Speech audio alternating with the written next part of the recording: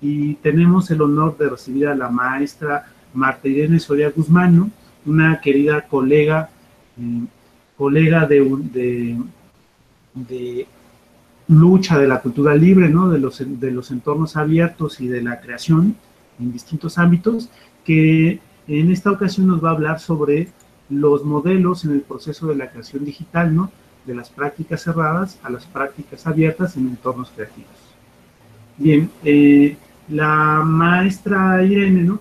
Es candidata a doctora en estudios transdisciplinarios de comunicación y cultura, maestra con mención honorífica en artes visuales por parte de la UNAM, es miembro del Consejo Consultivo de la Fábrica Digital de la Ciudad de México, integrante del Grupo de Investigación para la Realización de Estudios de Representaciones de Género y Violencia contra las Mujeres en Medios Digitales y profesora investigadora de tiempo completo del Colegio de Comunicación de la Universidad del Claustro de Sor Juana.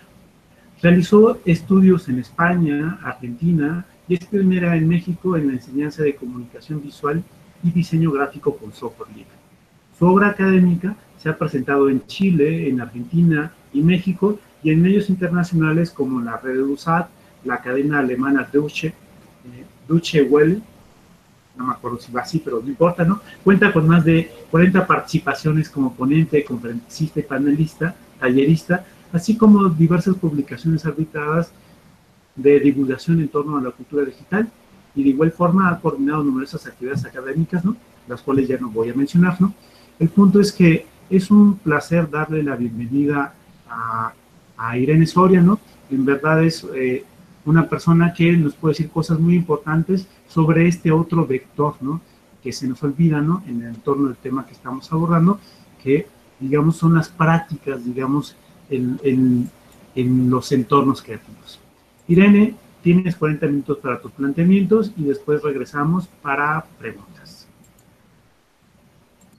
Bueno, pues muchísimas gracias por la presentación y pues gracias también por la invitación, que es también un honor para mí participar en EduSol. Y pues bueno, como bien apuntó el doctor Miranda, la presentación que me gustaría compartirles el día de hoy en realidad ha sido un proceso de reflexión que he tratado de bajar en algunos modelos de prácticas creativas. Digo, al final esto es un pequeño boceto, pero responde a mucho de mi proceso y de mi práctica tanto como docente como profesora. Entonces, pues bueno, ya verán aquí el título es Modelos de proceso de creación digital de las prácticas cerradas a las prácticas abiertas en entornos creativos. Y pues bueno, si en la siguiente diapositiva, como podrán ver, está, bueno, una pequeña presentación que he hecho de mí, que es algo que ya ha apuntado el doctor Miranda. Yo particularmente, aparte de estos estudios o de esto que he tratado de vincular con la academia, pues soy docente y diseñadora gráfica, ¿no? Que eso es como una de las características, que son dos cosas que he podido vincular y que me ha llevado a esta reflexión que quisiera compartirles. Y pues también la particularidad de que uso software libre ya desde hace algunos años y siempre digo que no he muerto en el intento, ¿no? Porque de pronto es complicado vincular o pensar en un diseñador o una diseñadora que usa software libre o que no utiliza herramientas que damos por hecho, ¿no? Entonces, por eso siempre digo que no he muerto en el intento, y gran parte de mi investigación y de mi labor docente ha tratado de estudiar o de discutir, por lo menos, sobre la práctica humana o el humanismo en los entornos digitales y dentro de la tecnología, ¿no? O sea, soy como una convencida de esto, ¿no? Entonces, bueno, en la siguiente lámina podremos ver parte de los objetivos de esta propuesta que quisiera compartirles el día de hoy, que uno de los primeros objetivos es problematizar, que trataré de hacerlo muy brevemente, sobre algunos de los procesos cerrados, que he decidido llamarlos así por la característica y por la naturaleza de sus diferentes puntos por los que pasamos los creativos o la gente que en algún momento hicimos gráfica o hacemos algún tipo de proceso creativo. Entonces, problematizar primero el proceso cerrado en estos entornos, llámese diseño, comunicación o todo lo que requiera la generación de un objeto cultural. Luego, la propuesta de una posible práctica abierta dentro de estos mismos entornos. Y, por último, el objetivo principal o el objetivo final será proponer una especie de modelo, un poco beta, ¿no? Un modelo esbozado para una posible práctica abierta en entornos creativos.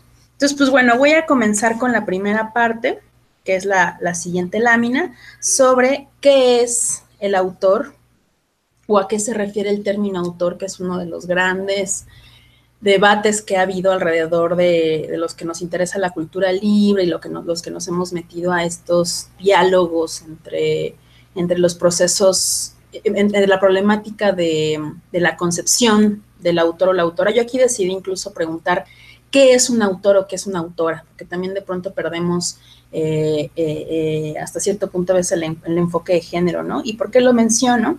Porque uno de los primeros lugares en donde sale el término, donde aparece el término autor, es justamente en poquitos años después de la aparición de la imprenta, en una especie de diccionario, que en realidad más que diccionario era un vocabulario de Antonio de Nebrija.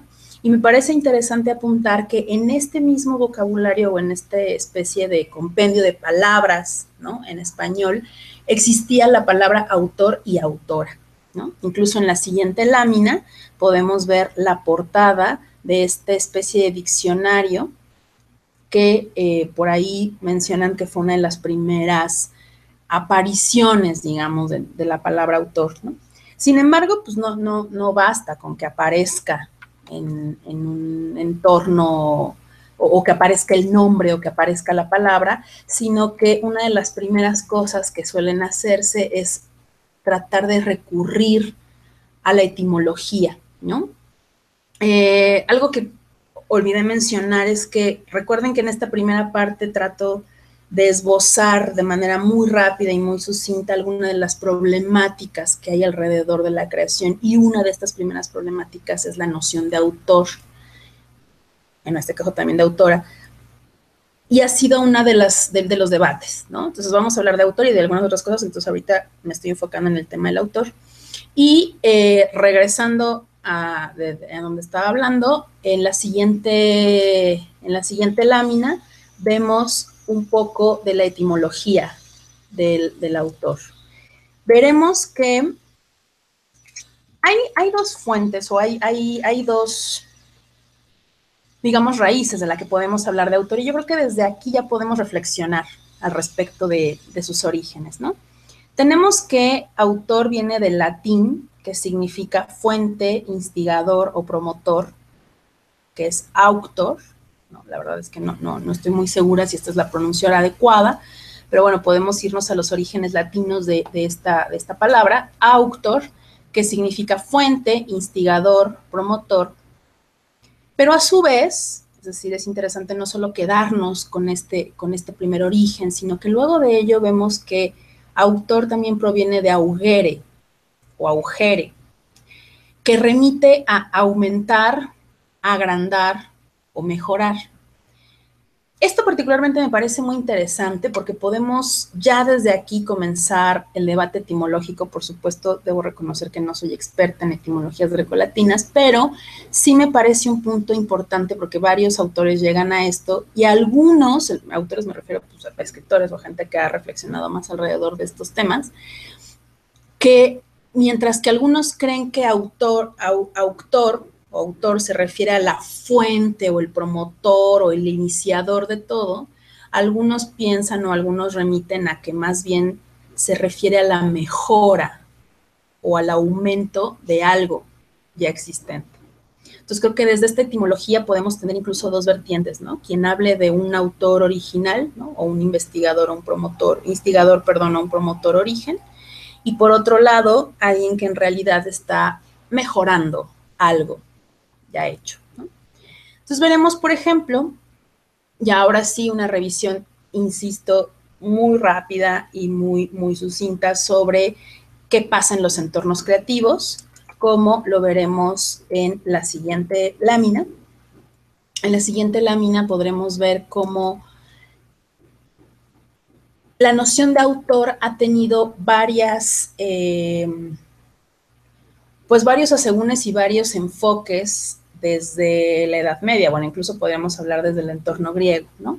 El autor, muy parecido a alguien que es elegido por una especie de divinidad que da un don, ¿no? Un don que no todos pueden tener y que no todos tienen que no todos pueden acceder a él, ¿no? Por ejemplo, acá estoy buscando justo en una parte del texto que dice que particularmente al avanzar en la época histórica y hablar de la Edad Media, por ejemplo, esta idea de divinidad se convirtió también no solo como en la antigua Grecia, hablar de alguien que da un don, no solo eso, sino que ahora aumenta este nivel de autoridad, ¿no? En la Edad Media, estoy justo buscando una cita que me gustaría mucho leer, que es un autor que habla justo al respecto, es Díaz, el autor del cual me refiero, es que él menciona que revisando y corregido por la lógica escolástica, el autor continúa siendo un dios, pero más que un dios creador, el autor es garantía de verdad. Entonces, el autor no es aquel que engendra un nuevo mundo, sino aquel a quien toda una tradición inmemorial de respeto y una larga cadena de juramentos ha otorgado el estatus de autoridad.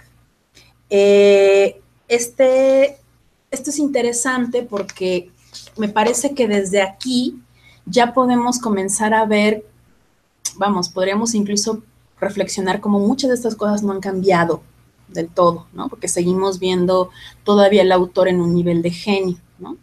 Pasa, por ejemplo, más adelante en el clasicismo que se empiezan a vincular otros términos como el del autor y el escritor, ¿no? Aquí estos estudios van muy ligados, pues por supuesto, a la literatura, ¿no? Vincular la idea de quien escribe y quién es alguien que remite a la creación de otras cosas y no nada más al del autor, al del escritor. Por ejemplo, el autor, a diferencia de la época precedente, aquí nos referimos a la Edad Media, es decir, el autor, a diferencia de la Edad Media, en el clasicismo no será visto como un pedante cuya engañosa autoridad emana de su majestuosa encuadernación, sino como un artesano de libros, un comerciante de las letras acusado de simonía, ¿no? Simonía se refiere más bien a la compra o venta deliberada de cosas espirituales.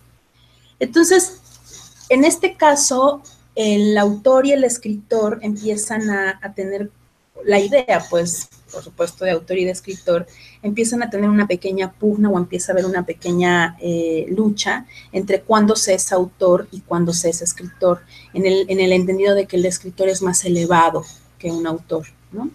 Posteriormente, por ahí del siglo XVIII, aparecen estas primeras leyes o estos primeros intentos, o lo que algunos llaman las proto-leyes de derechos de autor, que podemos ver en la siguiente página, de la siguiente diapositiva, en la cual muchas personas ya han reflexionado a eso y incluso, bueno, aparecen en varias películas y, bueno, se menciona mucho el Estatuto de la Reina Ana.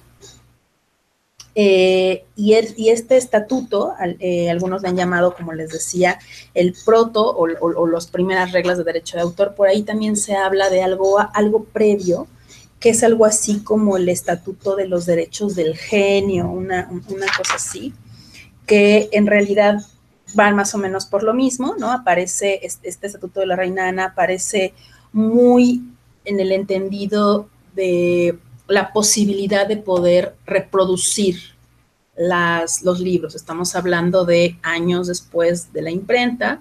Con la imprenta tenemos la posibilidad de reproducir los libros, ¿no?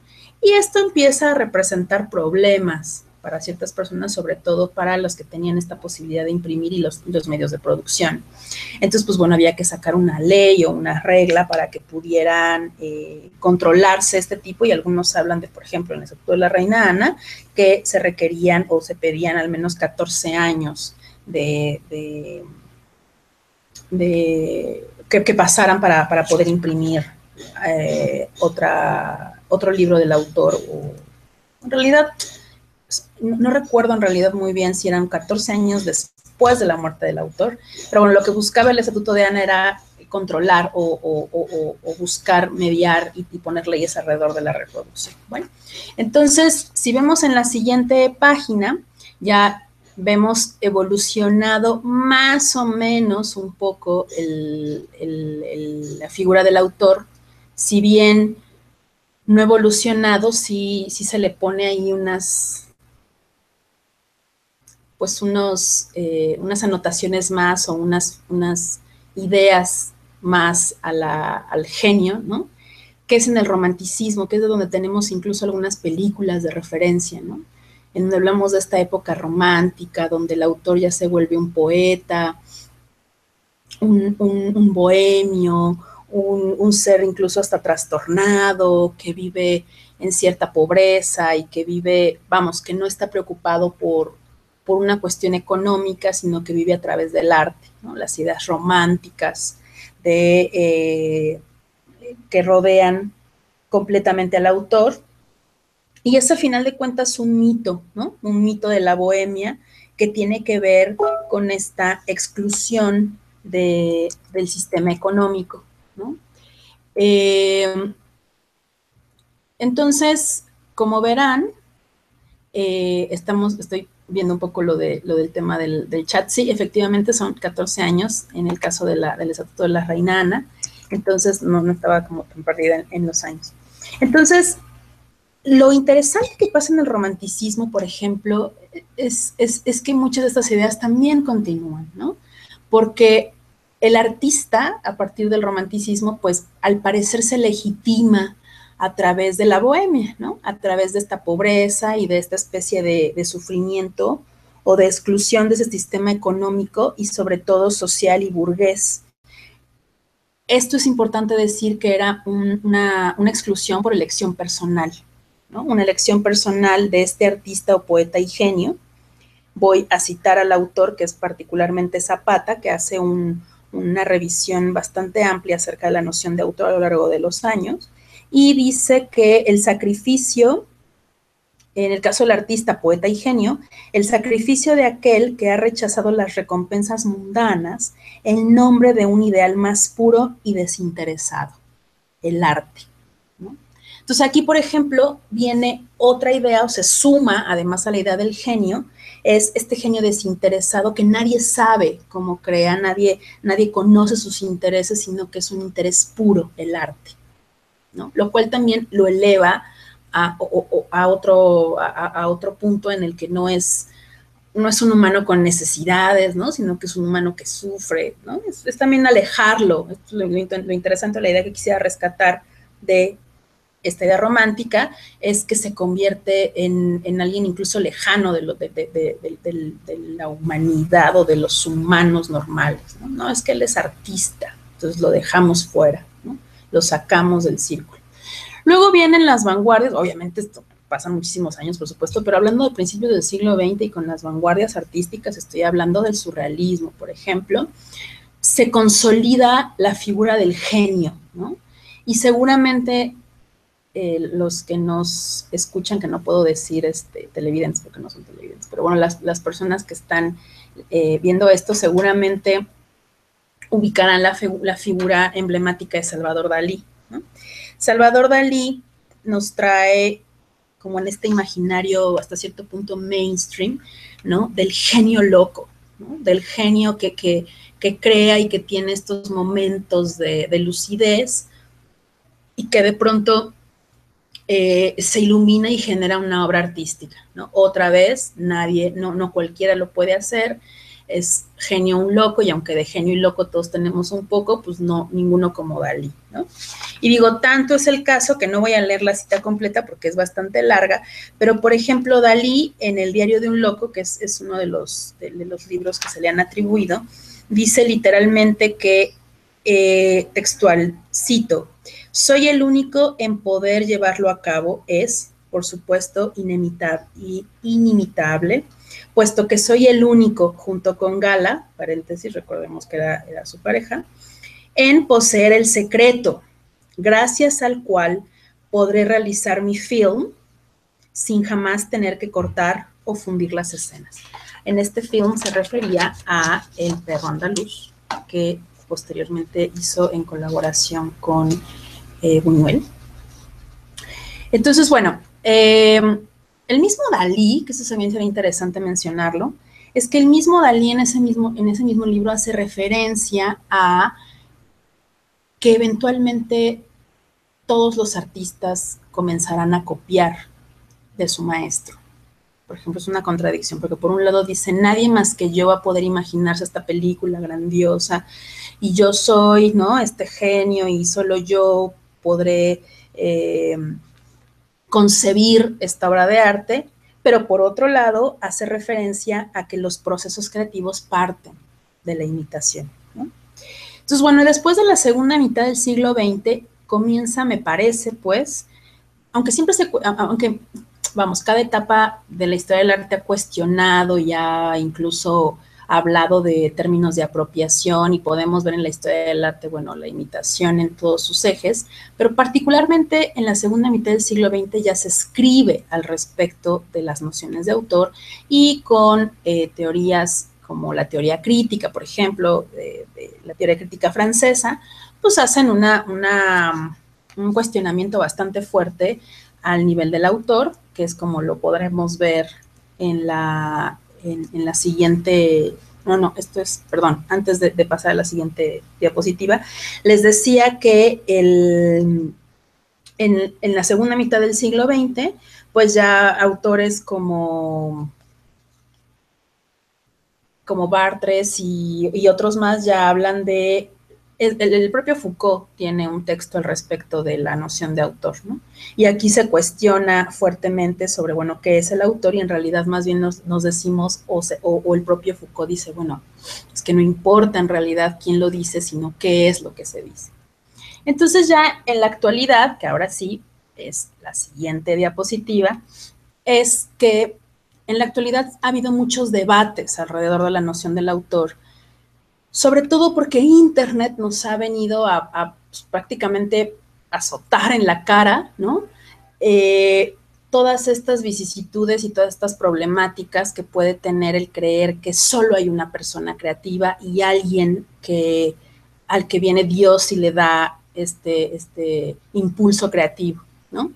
Tanto nos lo ha cuestionado que, bueno, ya ha habido varias autoras y autores que han reflexionado aún más ya desde el entorno de Internet, y en realidad algunos han dicho que en la actualidad, pues detrás de la idea de autor, pues responden o subyacen intereses no necesariamente del autor, sino que son intereses de una industria cultural, ¿no?, que busca mantener prácticas monopólicas, y que bajo la idea de proteger, porque se usa muchísimo este término, bajo la idea de proteger los derechos de este autor y motivar, porque ese es el otro argumento que dan, es que tenemos que motivar la creación.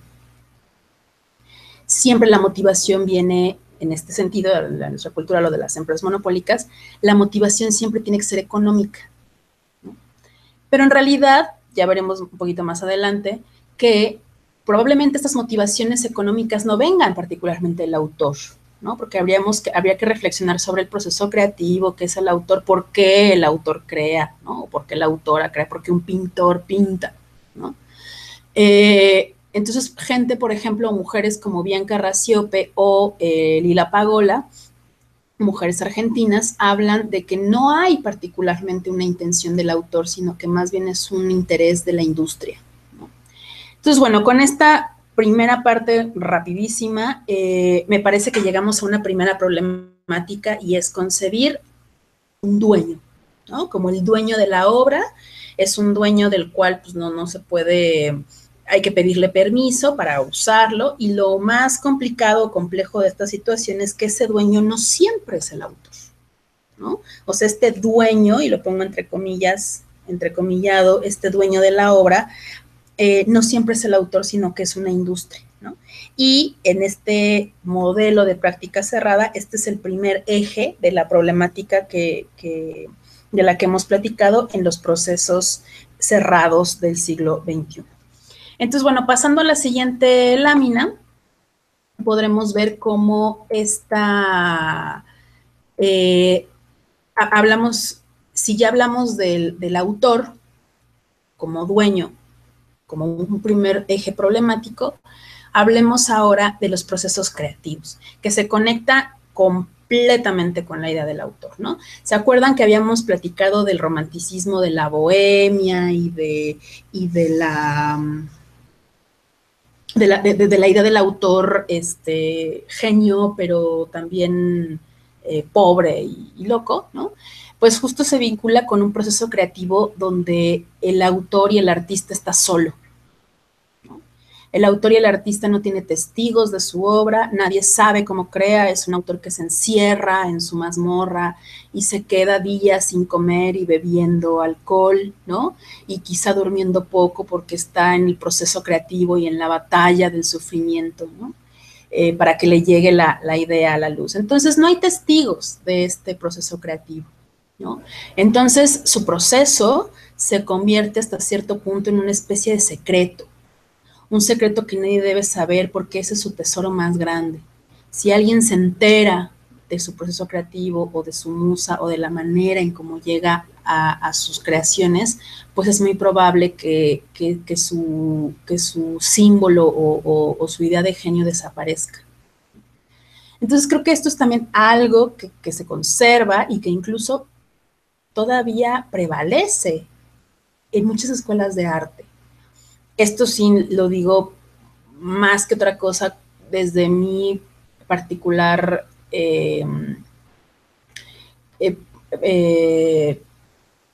pues desde mi particular punto como estudiante en una escuela de arte y luego como profesora, ¿no?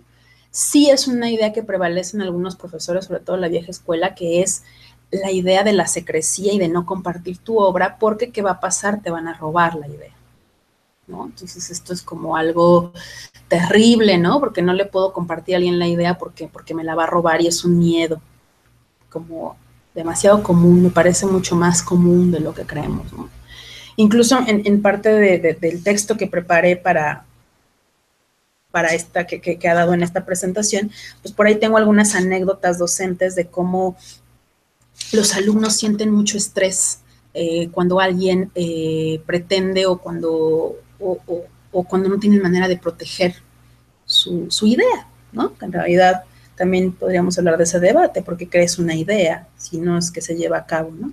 Entonces, bueno, esto nos lleva a una segunda problemática de este eje, otro eje de estas problemáticas, que es el proceso creativo secreto, ¿no? O sea, por un lado, el autor es un genio y el autor es el dueño de la obra, y por otro lado, no sabemos cómo fue hecho, porque su proceso creativo es un secreto, ¿no? Y luego viene la siguiente lámina en donde exploro otro eje de problemática que es la herramienta digital. Esto sí se vincula completamente al proceso creativo de pues ya ha entrado la parte final del siglo XX y más el siglo XXI, que es cuando la máquina digital se convierte en la auxiliar de la creación, pero no solamente en la creación, vamos, artística, sino también la creación comercial, ¿no? En la que los objetos culturales se hacen a partir de máquinas y estas máquinas no solamente incluyen, la maquinaria en sí mismo, sino que incluyen otro eje bastante complejo, porque me parece que no es algo tan sencillo de entender, que es el software. ¿Y por qué digo que es complejo? Porque es algo inmaterial e intangible, y de pronto eso es difícil de explicar, ¿no? Se usan diferentes metáforas para hablar del software, y mucho de este software, particularmente el que se ha vinculado con la creación de contenidos digitales culturales, ha sido un software del cual hemos tenido los que lo llegamos a usar, o los profesionales, digamos, de la creación digital, han tenido que pagar por el permiso de usarlo. Aquí es muy importante decir que no se paga el software, sino se paga el permiso de usar el software, ¿no? O sea, el permiso de usar la herramienta. Entonces, bueno, tenemos otra problemática que es el código fuente de este software, que es un secreto. Rápidamente, con código fuente, pues nos referimos al código con el que está escrito el software. Pensémoslo, como diría Richard Stallman, como una receta de cocina que está cerrada y que no podemos ver ni los ingredientes ni cómo fue hecho, y que, por supuesto, entre sus cláusulas está limitar la compartición. Entonces, en la siguiente lámina podemos ver ya un panorama general o la propuesta, esta propuesta que me he atrevido a hacer sobre un modelo de prácticas para el proceso de creación digital cerrado. ¿Qué quiero decir con esto? Que empezamos con el autor dueño, ahí lo podremos ver en la lámina. Tenemos por un lado el autor concebido con un dueño, como un dueño, que es un genio, una autoridad o un dios o un propietario, que mantiene su proceso creativo en secreto, que es cerrado, individual, porque es de inspiración divina, entonces es desconocido, no podemos ver cómo está hecho, que particularmente trayéndolo al siglo XXI, utiliza un software cuyo código no está abierto, también es un secreto, ¿no? O sea, continúa con la misma idea de propiedad y de secrecía, y no permite que sea compartido, al igual que el proceso creativo, y pues limita la permanencia en el tiempo, porque no podemos ver cómo fue hecha eventualmente en algunos años, ¿no? Si es que el código está cerrado. Y eso conlleva o lleva a liberar, bueno, en realidad, corrijo, lleva a que el autor genere obras digitales que tiene que licenciar bajo un esquema restrictivo, ¿no? Que no se permita la copia y mucho menos las obras derivadas, a menos que se pague algo o se cumplan ciertas características, como pueden ser las licencias ligadas al copyright. No olvidemos que el copyright es más bien un término anglosajón, que bueno, se utiliza de manera, yo diría que incluso hasta genérica, ¿no? Para explicar la idea de la no copia, pero bueno, en México hay leyes, ¿no? Vinculadas al derecho de autor. Entonces, bueno, la siguiente lámina nos ofrece, es decir, voy a hacer un pequeño corte. Hasta aquí hemos visto rápidamente problemáticas de los procesos creativos cerrados en la creación. Ahora, en esta primera parte, en esta segunda parte, perdón, y con la siguiente, con esta lámina, que habla de las nuevas nociones de autor, viene la contrapropuesta, ¿no? Una propuesta que definitivamente representa un cambio de paradigma, un cambio de switch y una propuesta hasta cierto punto disidente, algunos lo llevan a ese nivel, ¿no? De cómo entender estos procesos de otra manera. Entonces, por un lado tiene que haber o la propuesta es que haya un cambio en la noción de autor, ¿no? O que se deje de entender al autor como el genio, ¿no? Sino que más bien lo vinculemos a lo que decía Foucault, ¿no? Que no importa quién lo dice, sino que más bien lo que se dice, ¿no? Que ya el tema del anonimato, sobre todo que vemos en internet, pues ya se diluye, ¿no? Lo que puedas decir al respecto o quién lo diga, importa más bien un tema comunitario simbólico, ¿no? De tal suerte que se entienda que no hay un solo autor o una autora, sino que hay una comunidad de gente que genera las ideas, ¿no? Porque nada viene de un origen puro, ¿no? Sino que todo proceso cultural y todo objeto creativo y toda obra viene de la copia, ¿no? Entonces, entender desde ahí que no somos seres únicos, ni irrepetibles, ni genios tocados por Dios, sino que tenemos inspiración no divina, sino de la comunidad y de las cosas y de los procesos que han hecho otros, entonces veremos que esa obra probablemente no tiene un dueño, sino que más bien tiene un autor. Algunas académicas como Lila Pagola y Bianca Rasiope hablan de la actitud copyleft, ¿no? La actitud copyleft, que se define como, pues eso, es toda una actitud que motiva a productores, tanto artistas, científicos, en este caso y hasta programadores, a compartir sus obras y a ponerlas en disposición de otros y de otras para que puedan ser modificadas derivadas y puestas nuevamente en circulación. La actitud copyleft es lo que funda en el sentido de dar basamento al movimiento de la cultura libre. Así cité a Bianca Rasiope en su tesis del 2016 y en este caso se propone pues dejar de lado la idea de que los autores o autoras o pintores o creativos o programadores somos genios, sino que más bien todos podemos ser autores, ¿no? Entonces, esta actitud copyleft, como ya lo mencionamos, que viene en la siguiente lámina, es parte de un proceso abierto, se funda en la cultura de la compartición y es parte o es fundamento de la cultura libre. En la siguiente lámina tenemos la siguiente propuesta, que es una herramienta con actitud copyleft. Esta herramienta con actitud copyleft se refiere particularmente, ahora sí entrar de lleno, al software libre, que tiene código abierto, que está basado en licencias copyleft, como es la GPL o...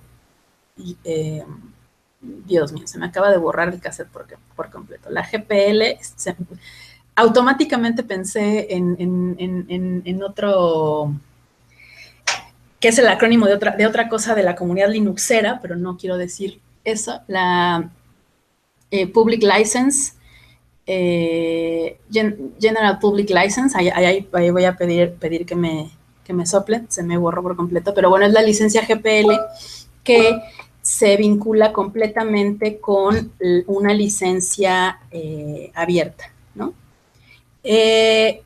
Voy a hacer una pequeña pausa, muy pequeñita, para prender la luz, pero ya he vuelto. Entonces,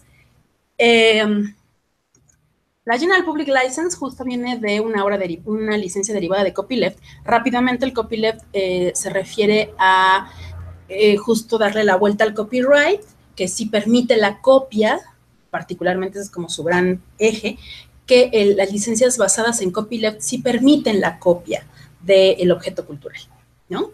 Y es un término que ha usado mucho Richard Stallman y que basó muchísimo para sustentar el uso del software libre.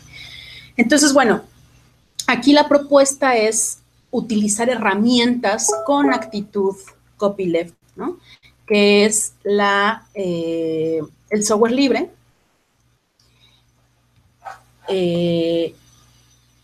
Perdón, tuve un pequeño... Entonces, el uso del software libre para la generación de objetos culturales. Y luego en la siguiente lámina podemos ver que la siguiente propuesta para poder permear o más bien para poder equilibrar estos procesos abiertos es el uso de licenciamiento permisivo. Las licencias basadas en copyleft. Y aunque hay muchísimas, una de las que son más conocidas o se han vuelto más populares son las licencias Creative Commons, ¿no? Las licencias Creative Commons, como podremos ver en la siguiente lámina, son muy diversas, no vamos a ahondar en ellas, yo más bien los invitaría a que fueran a revisarlas a la página de internet, pero ahí podemos ver, ahí está, en esa lámina, podemos ver que hay 6 licencias de manera muy general, insisto, no vamos a ahondar en ellas porque ya tengo casi el tiempo, estoy casi sobre tiempo, pero solamente pensemos que estas licencias Creative Commons permiten la publicación de nuestras obras y de nuestros objetos culturales, desde la más restrictiva, que podría ser la atribución no comercial sin derivadas, hasta la más abierta, que es la atribución. Yo aquí les invito a que revisen con detenimiento o que incluso hagamos después otra sesión donde hablemos con detenimiento de estas licencias. Entonces, bueno, ya casi para terminar podemos ver en la siguiente y última lámina la propuesta de un modelo de prácticas para el proceso de creación digital abierta. Este es un modelo, insisto, es una propuesta que he hecho, que he esbozado, que por supuesto me parece que requiere todavía muchísimos más ejes y muchísimas más puntos a reflexionar, pero me parece que es un primer esbozo que nos puede ayudar a entender o ponerlo en contraposición de un modelo cerrado a un modelo abierto. Este modelo abierto que propongo es que por un lado empecemos con la autoría, ¿no? Que empecemos a cambiar la postura, y esto me parece que definitivamente tiene que ser un tema pues, que se hable en las escuelas, en los sistemas escolarizados, o por lo menos que sea una, pues una noción que vaya convirtiéndose poco a poco, ¿no? Dejar de lado ya la idea del genio hecho a mano y tocado por Dios, sino que ahora se convierta en un autor o autora con la actitud copyleft, ¿no? Esta actitud copyleft, como ya les dije, es esta posibilidad de poder compartir las obras con la idea de que no somos los dueños de nuestras obras, sino que somos gracias a los que vinieron detrás de nosotros. Entonces, este autor con la actitud copyleft va a crear con un proceso abierto, es decir, no es un secreto, nos va a compartir su obra o compartiría su proceso y utilizaría recursos libres. Ahorita lo voy a conectar con la siguiente parte, me voy a ir en círculo. Este autor con actitud copyleft, cuyo proceso es abierto, usaría software libre, cuyo código está abierto y permite la compartición, y como tiene esta posibilidad de reflexión entre no ser el dueño de la obra ni ser el dueño de su proceso, liberaría con una licencia copyleft, ¿no? Con una licencia ya sea Creative Commons o alguna vinculada al arte, donde permita la copia y obras derivadas, ¿no? Esto genera, que ahí está la flechita de en medio, a su vez va a generar recursos libres dentro de este proceso abierto que pueda volver a utilizar el autor con software libre y que vuelva a compartir, ¿no? Esta licencia copyleft va a ser compartida, es decir, permitiría la compartición de la obra y regresaría nuevamente quizá a otro autor o a otra autora, también con actitud copyleft, que incluso daría el crédito de esa obra que usó o que derivó. Entonces, bueno, este es a grandes rasgos la propuesta, e insisto, es un esbozo, pero creo que con esto quiero decir, a lo que quiero llegar con esto es que tenemos algunas problemáticas que ya están quedándonos, la verdad, bastante incómodas, por lo menos para los que en algún momento nos hemos dedicado a la creación, o incluso ni siquiera en la creación, lo vemos en todos los ejes, ¿no? En los ejes docentes, por ejemplo, ¿no? El hecho de que haya cierre o la centralización del conocimiento, pues eventualmente generará bastantes problemas, o ya está generando bastantes problemas. Entonces, de esta problemática, al menos en el proceso creativo, en los entornos creativos, la posibilidad de tener un proceso abierto sería esta, ¿no? O al menos esta sería la propuesta. Entonces, pues bueno, ahí como verán en la última lámina, pues mi nombre es Irene Soria Guzmán, yo soy profesora de la Universidad del Claustro de Sor Juana, entonces ahí estudiamos, o por lo menos reflexionamos un poquito al respecto de esto, y por lo regular hay cosas ahí que puedan parecerles interesantes, como talleres y demás, donde se vinculan estos temas, y también están mis datos de contacto, como Twitter o mi correo electrónico, por si alguien tuviera pues más interés o quisiera acompañamiento, porque a veces es lo que se necesita, ¿no? Acompañamiento en estos entornos y en estos temas. Y una de las características que podría compartir es que, bueno, he sido diseñadora que ha tratado de poner en práctica este modelo.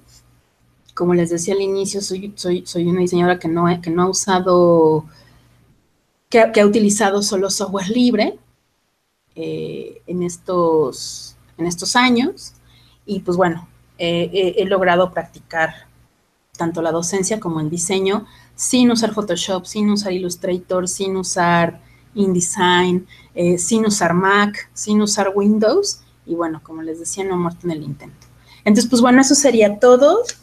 Creo que por mi parte traté de hacer como un esbozo general, y pues espero que haya quedado claro. Muchísimas gracias.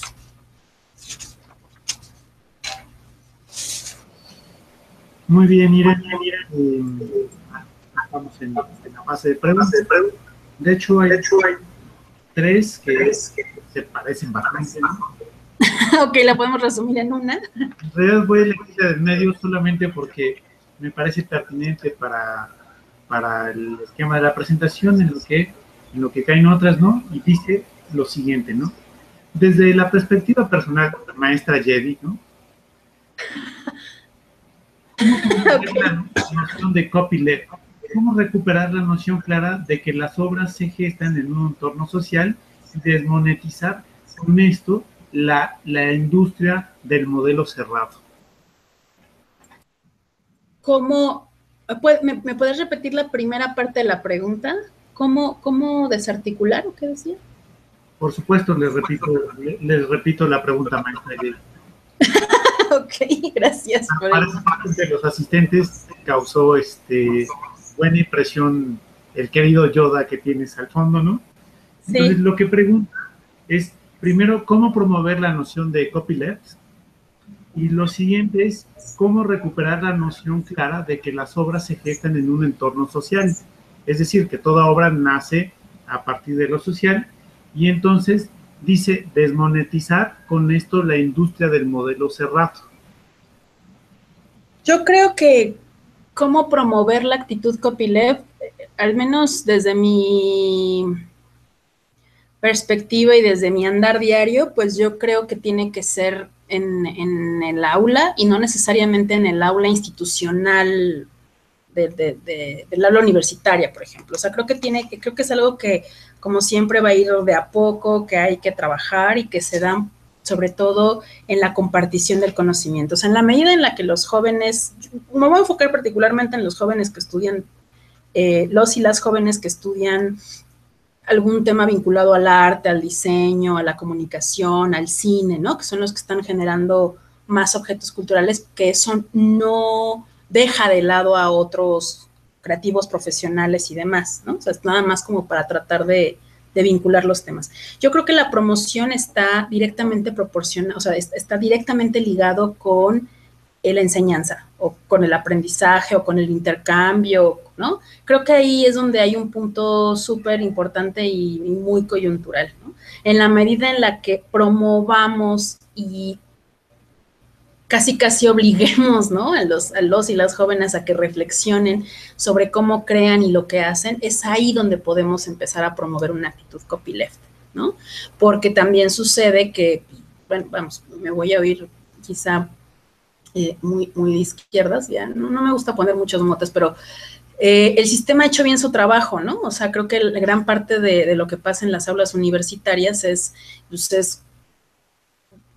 seguir construyendo y formando a gente poco crítica, ¿no? Y eso incluye el separarnos, el desvincularnos, el no tener noción de comunidad, ¿no? Porque pues, la unión hace la fuerza. Entonces, bueno, para no entrar en temas incluso hasta políticos, yo creo que una forma de promoverlo es esa, ¿no? Y cómo desvincular la creación del tema monetario, pues yo creo que no es algo fácil e incluso no es algo malo, o sea, no es algo de que tienes que crear sin esperar nada a cambio, o sea, sí, no, porque si no estaríamos conectándonos con otra vez el mito del bohemio, ¿no? O sea, creo que tampoco nos sirve el mito del yo viviré pobre, ¿no? O sea, tampoco sirve esa parte, más bien creo que nos sirve saber y preguntarnos por qué estoy creando o para qué, ¿no? O sea, de pronto los alumnos llegan y dicen, oye, es que yo, ¿cómo le hago para ser escritor o cómo le hago para ser un buen diseñador, ¿no?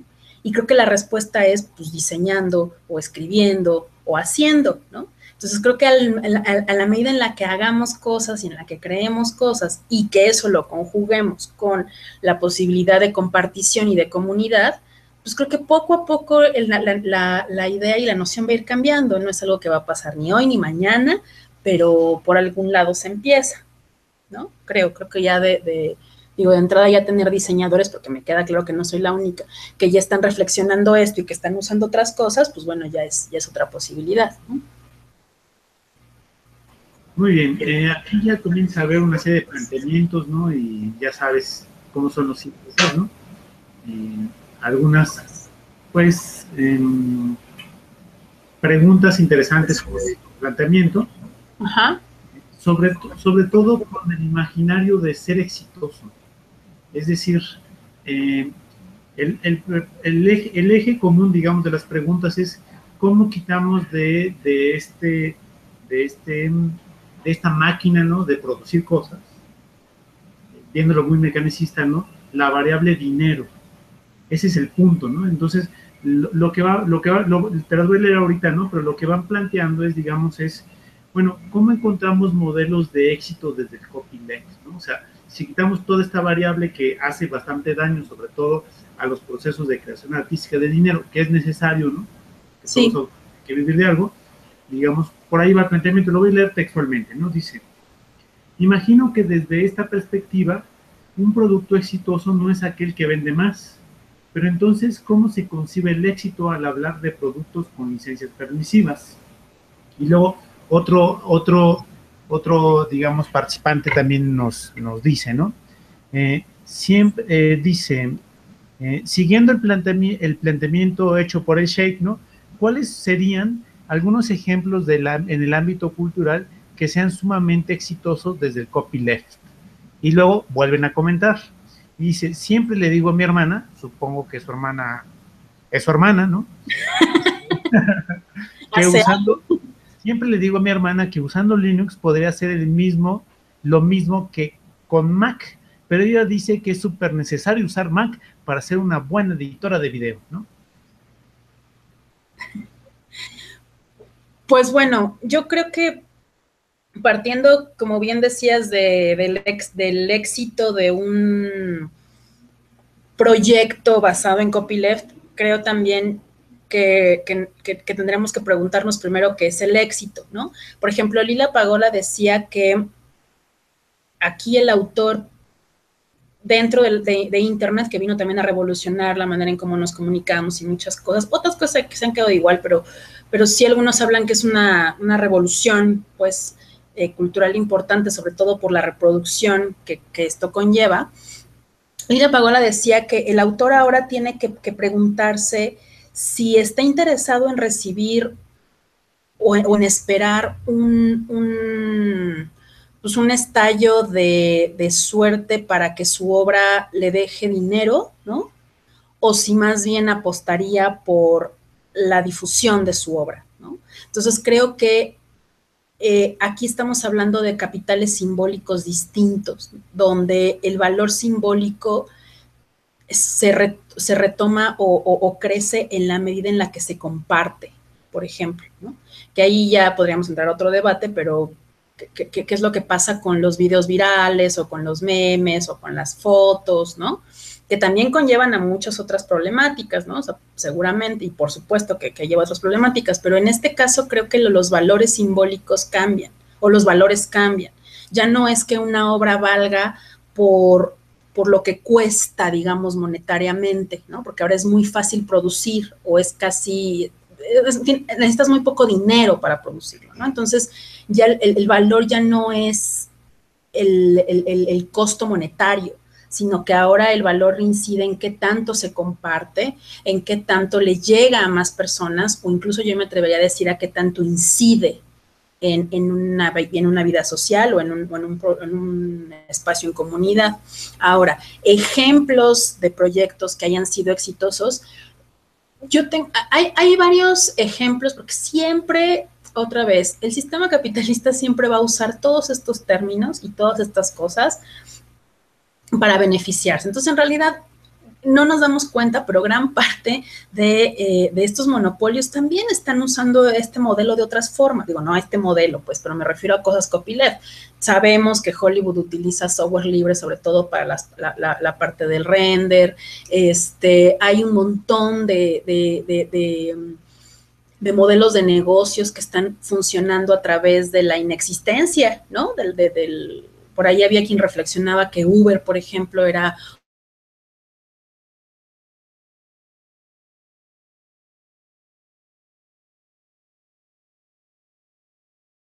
literalmente nuestra ponente se quedó pasmada a mitad de su explicación de Uber. Pues vamos a intentar regresarla del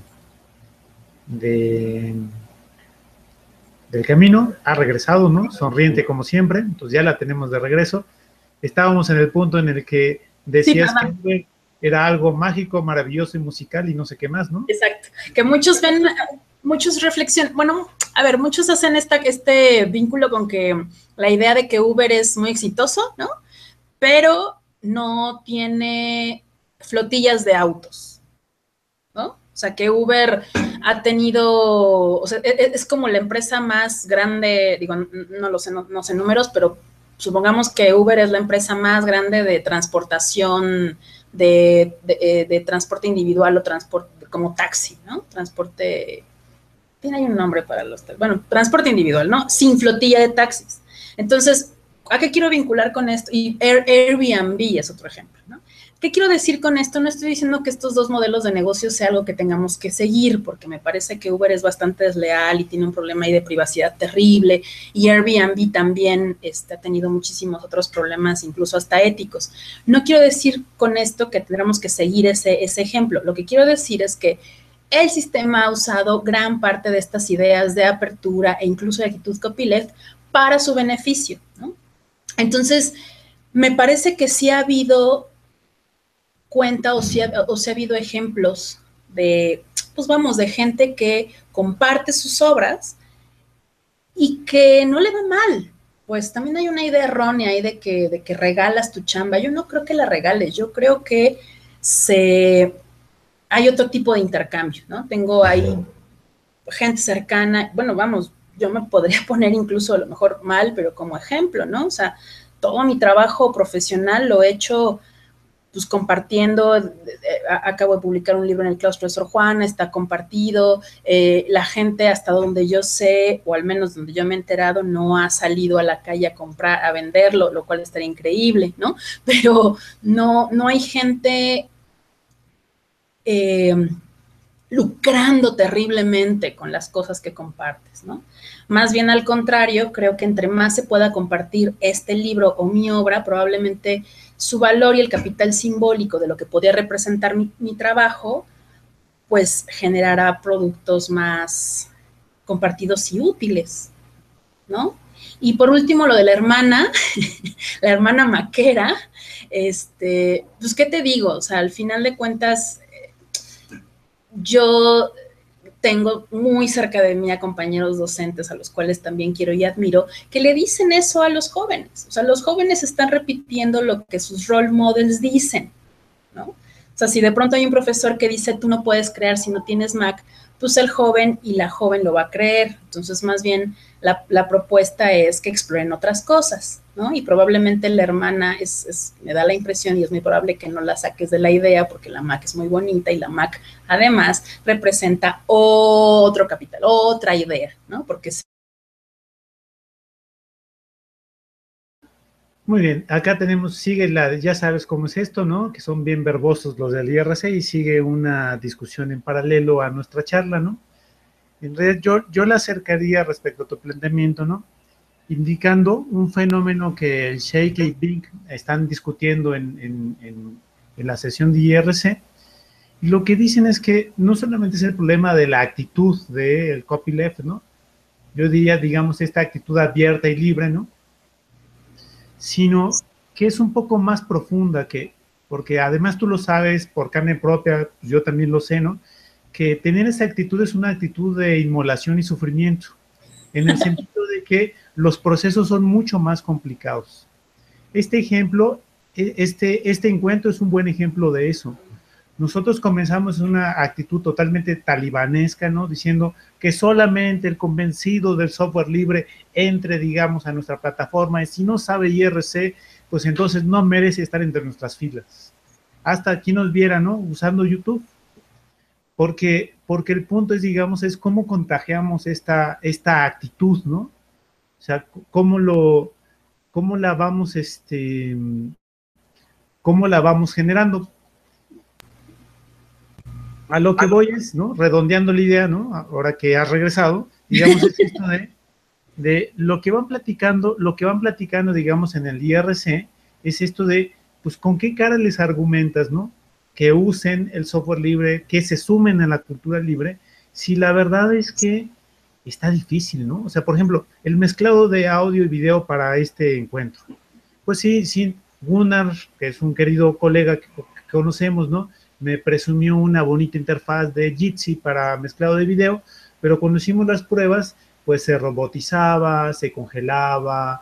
Me recordé a Kiga, digamos, en sus buenos momentos, ¿no? Y en el sufrimiento que sometíamos a las ONGs para conectarse a Kiga.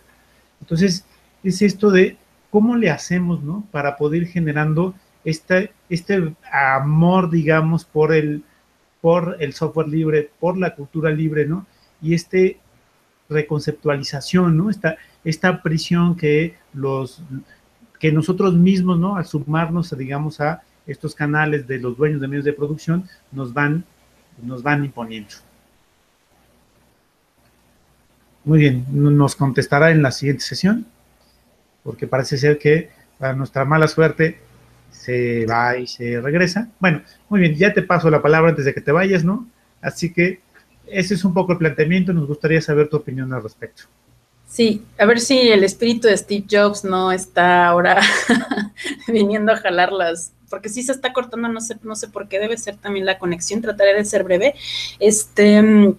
Pues yo creo que esa pregunta es la pregunta que nos hemos hecho todos los que somos parte de la comunidad de software libre o que por alguna razón entramos, ¿no? Esa es como la gran pregunta, el gran debate y la pregunta de los 75,000 millones, porque me parece que no hay una respuesta más que la que vayamos decidiendo cada uno y cada una de nosotras, porque también hay que decirlo, no todo es miel sobre hojuelas, como bien lo acabas de decir, y también gran parte de la comunidad del software libre está fraccionada, o sea, está también desarticulada en muchos sentidos, ¿no? Algunas están unidas.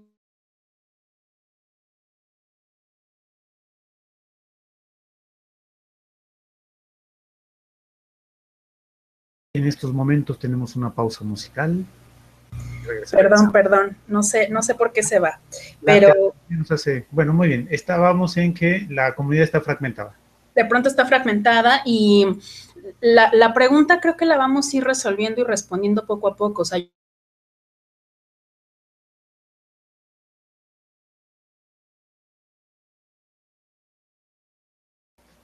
verán es que es una entrega en pausas, ¿no? Así que paciencia.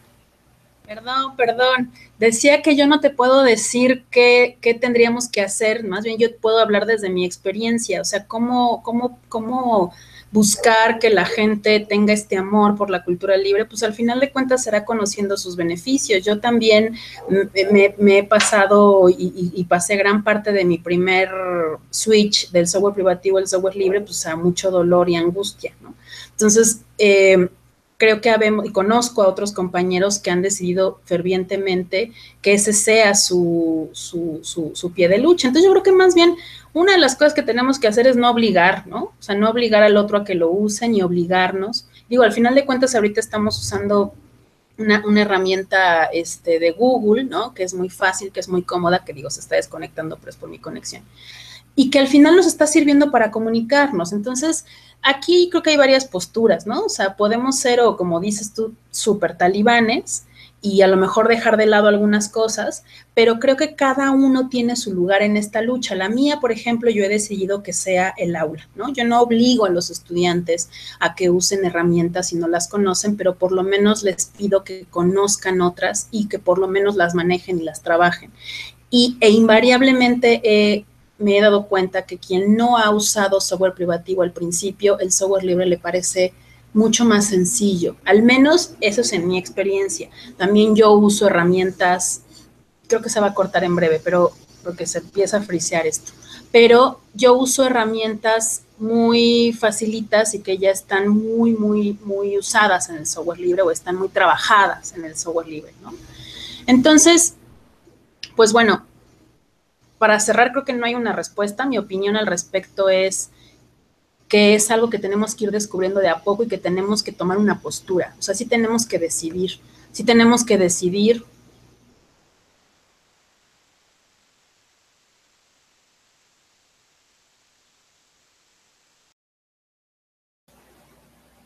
Yo tengo la hipótesis de que la maestra Irene... Decía que tenemos que tomar una postura. Ya no oí qué dijiste, me ibas a regañar, pero antes de que me regañes solo cierro. Creo que tenemos que tomar una postura desde nuestra trinchera, ¿no? O sea, decidir qué vamos a hacer, cómo y por qué, y empezar a transmitirlo. y cómo enamorarnos, hay que conocer como estos beneficios y sobre todo conocer a gente que sí ha logrado hacer cosas dentro del entorno de la cultura libre. Yo tengo la fortuna de conocer gente cercana que ha logrado mantenerse en bastantes años con esta idea incluso hasta talibana, ¿no? Creo que también eso es necesario, ¿no? O sea, todos los ejes son necesarios, hasta desde el talibán, pues, que toma esta postura, hasta quienes de pronto tratamos de acompañar y ser un poco más amables y flexibles con este acercamiento, ¿no? Por eso digo el acompañamiento, la enseñanza y el aprendizaje. Eso. Ay, sí. A ver si no se corta. Tengo miedo. Muy bien, vamos a dejarlo hasta aquí para que terminemos bien, a buen término, ¿no? Te agradezco mucho tu presencia, ¿no? Al menos a mí me parece muy ilustrador, digamos, los planteamientos que nos haces, ¿no? Qué bueno. Además, porque nos contrastas con algunos de los otros ponentes magistrales que hemos estado teniendo. Entonces, bueno, pues te agradezco mucho, digamos, tu presencia, y a la audiencia les recuerdo que el día de mañana regresaremos en transmisiones a partir de las 4 de la tarde, hora de la Ciudad de México, para continuar con todo el track de ponencias y posteriormente terminar con nuestra conferencia magistral. Perfecto, pues muchas gracias, doctor Miranda.